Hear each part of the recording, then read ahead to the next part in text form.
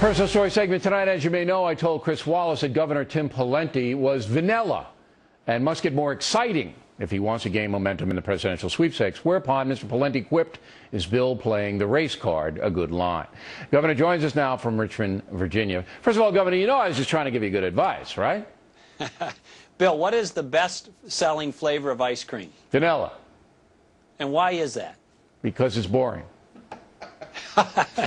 No, because people predictable. Get a steady, people know what they're getting. Outcome. They know what they're getting. All Come right. on, you know man. what I'm talking about. It's a big field. There are a lot of flamboyant people in the field. Herman Cain, Ron Paul. There's an established guy, Romney. And you're coming out of nowhere in the sense of a national platform. I just thought you needed to be a little bit more showy. But you said it very well. You said, that's not my personality. I'm a stable guy, and I do it my way, like Frank Sinatra once sang. I got no beef with that.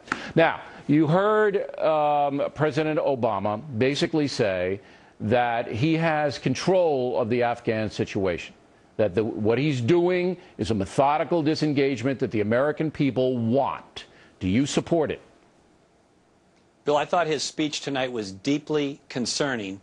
And look how he phrased the outcome of this war. He said we need to end the war, quote unquote, responsibly. When America goes to war, America needs to win. We need to close out the war successfully.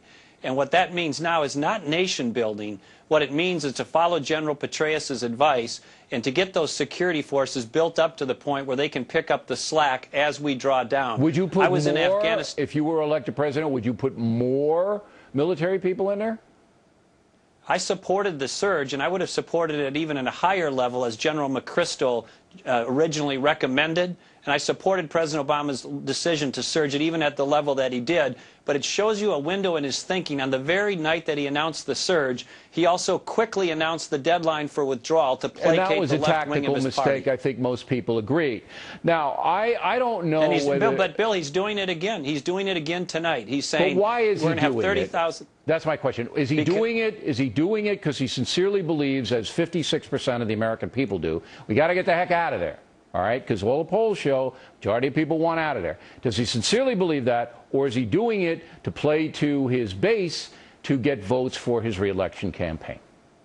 The latter. I've been there 3 times. Last fall or late last summer, I met with General Petraeus. He said, look, we've stalled out the insurgency. We need about 2 years to get this thing to the point of security, stability, and we can draw down the troops responsibly. And I think that's what he told the president. And now you have the president saying to General David Petraeus, I think the smartest and most insightful guy in this debate, saying, you know what, I know better, and I'm going to put artificial timelines even within the next year and a half. This decision should be based on conditions on the ground and success, not some vague notions of a responsible wind down and then jumping over what the real mission is now, which is stabilizing the security of that country. How do you sell your point of view to a very skeptical American public? You heard Colonel Hunt at the top of the program say, listen, even after 10 years, we only have about 10% of the Afghan provinces under control. We have a corrupt guy running Afghanistan, Karzai.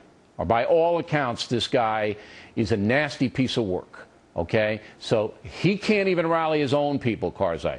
They hate him, all right? So how do you sell, after 10 years, a $500 billion investment, we got 1,500 dead, thousands more maimed in Afghanistan. How do you sell that to the American public who says we've had enough?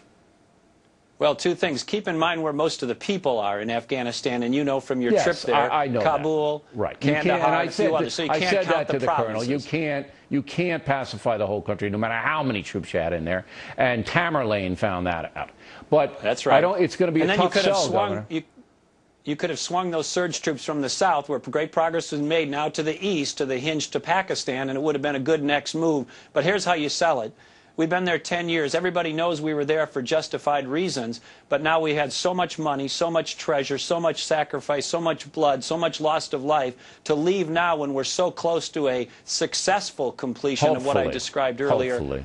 Hopefully, right. I think is a grave mistake, and it not only honors that, dishonors that commitment that people have made. In You know, my view. I tend to agree with you, and I've said this 3 times now. I would follow General Petraeus' recommendation if I were the President of the United States. Now, finally, did you notice that the President snuck in the clean energy resources deal in the speech? Where did that come from? It just comes out of nowhere. It goes, like that clean energy stuff. And I think we all want clean energy, but what's it doing in a speech about Afghanistan?